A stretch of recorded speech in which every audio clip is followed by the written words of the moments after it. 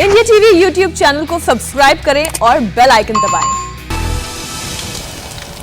बंगाल की राजनीति में जबरदस्त उठापटक चल रहा है और उसमें कोई शक नहीं है, लेकिन भारतीय जनता पार्टी की रणनीति क्या है, किस तरह से भारतीय जनता पार्टी बंगाल पर अपने आप को काबिज करना चाहती है, इस पर चर्चा करने के लिए हमारे साथ इस वक्त मौजूद हैं दिलीप घोष जी, जो कि भारतीय जनता पार्टी के प्रदेश अध्यक्ष हैं।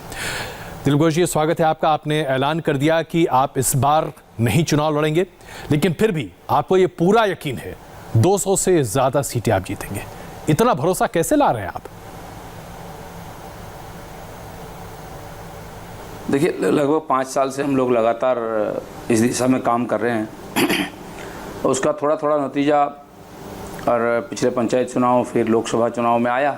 जैसे जैसे हम लोग उम्मीद की थी उसी प्रकार रिजल्ट आया, और उसी कॉन्फिडेंस के साथ इस बार भी हमारे राष्ट्रीय नेताओं ने जो हमको टारगेट दिया है 200 सीट कम से कम, उसी दिशा में अपने कार्यकर्ता काम कर रहे हैं। लाखों कार्यकर्ताओं की परिश्रम के कारण ये कॉन्फिडेंस आया है, और चारों तरफ समाज में एक परिवर्तन का आबोह देख रहा है। लोग भी चाह रहे हैं परिवर्तन हो, और लोगों में जो भय का वातावरण था वो भी कम हो रही है, और लोगों में विश्वास जग रहा है कि वाजपेयी परिवर्तन कर सकता है।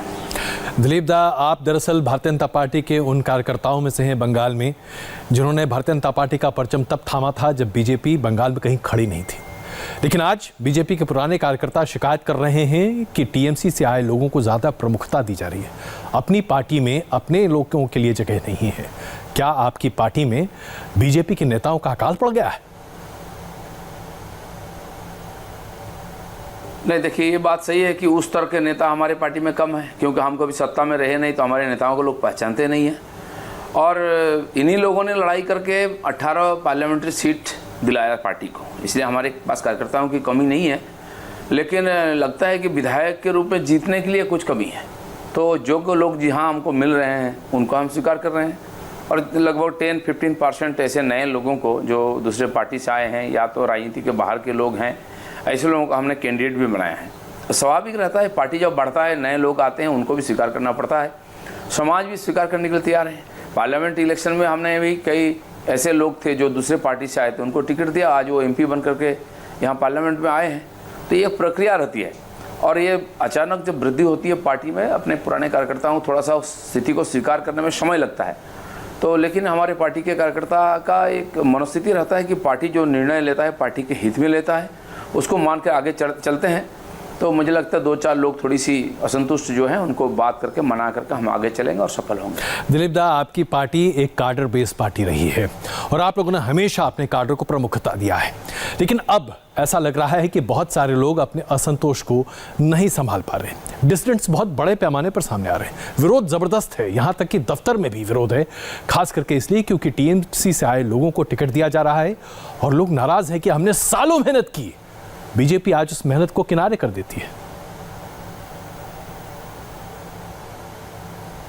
नहीं, जब किसी भी प्रदेश में जिस पार्टी की संभावना बनती है ज़्यादा जीतने का संभावना, तो उस तरफ बड़ी भीड़ होती है। इस बार भाजपा की संभावना ज़्यादा है, और एक प्रकार लोग मान चुके हैं कि भाजपा जीत रही है, इसलिए हजारों लोग हमारे यहाँ एप्लीकेशन किया है कैंडिडेट बनने के लिए। उनमें से काबिल जो हैं, जो जीत सकते हैं, इस प्रकार संभावना है, पार्टी उनको स्वीकृति दिया, उनको कैंडिडेट बना रहा है। और ये स्वाभाविक है, जो कार्यकर्ता पुराने होते हैं उनका भी इच्छा रहता है कि हम इलेक्शन लड़े करें, तो उनके लिए भी योग्य जगह रहता है। अलग अलग इलेक्शन होती है, उस स्तर के कार्यकर्ता होते हैं, उनको भी उसमें मौका दिया जाता है। और हजारों लोग हो तो संभव नहीं मौका देना, इसलिए उनके लिए भी पार्टी में पद रहता है। सरकार में आने के बाद भी उनके सम्मान के साथ कहीं ना कहीं बैठाया जाता है, और वो प्रक्रिया चल भी रही है। लेकिन जो मन बना के बैठे थे कि हम एमएलए लड़ेंगे जीतेंगे, तो उनको थोड़ा सा समझने में और स्वीकार करने में समय लगता है। लेकिन हर प्रदेश में हमने इस प्रक्रिया से आगे बढ़ा और पार्टी बढ़ी, सफल भी हुए। हम बंगाल में भी उसी प्रकार से हम आगे बढ़कर सफल होंगे। दिलीप दा, बिना ममता बनर्जी पर सवाल पूछे तो ये हमारी बातचीत पूरी नहीं हो सकती। ममता बनर्जी अपनी सभी सभाओं में, यहाँ तक कि टीएमसी के नेता भी यही कहते हैं कि एक महिला के पीछे पूरी की पूरी भारतीय जनता पार्टी पिल पड़ी है। चाहे प्रधानमंत्री जी की बात करें, गृह मंत्री जी की बात करें, रक्षा मंत्री जी की बात करें, आपकी भी बात करें, पूरा तंत्र एक महिला के पीछे। हम तो वैचारिक लड़ाई लड़ते हैं, प्रशासनिक लड़ाई लड़ते हैं, हम सबके साथ सबका विकास का राजनीति करते हैं। लेकिन जिन्होंने व्यक्ति केंद्रीय राजनीति किया है, एक महिला सब जगह, वहाँ बोलते हैं एक पोस्ट, बाकी सब लैम्प पोस्ट, ये स्लोगन है लोगों की। और किसी के निर्णय लेने की अधिकार नहीं है, काम करने की, मत देने की अधिकार नहीं है, किसी का फोटो नहीं है कहीं पर। और ममता बनर्जी खुद स्वीकार की है और घोषणा भी की कि 294 सीट में मैं लड़ रहा हूं, मुझे वोट दीजिए। पिछले चुनाव में भी ऐसी बोली, आज भी वैसी है। तो वहाँ दूसरा तो है ही नहीं। अगर उस सरकार बोलिए, पार्टी बोलिए, उसमें कोई अंतर नहीं है और सब जगह एक ही व्यक्ति है, तो स्वाभाविक उनको तो टारगेट होना ही है। जितने गड़बड़ हुआ है, जो असफलताएं हुई हैं, जो अपराध हुई है, उसका तो वही हकदार है, इसलिए उनको टारगेट होना स्वाभाविक है। वो खुद अपने ऊपर लेती हैं, यही उनकी पॉलिटिक्स है। आज देखिए, सामान्य कहीं चोट लगा पैर में, उसको लेके क्या राजनीति।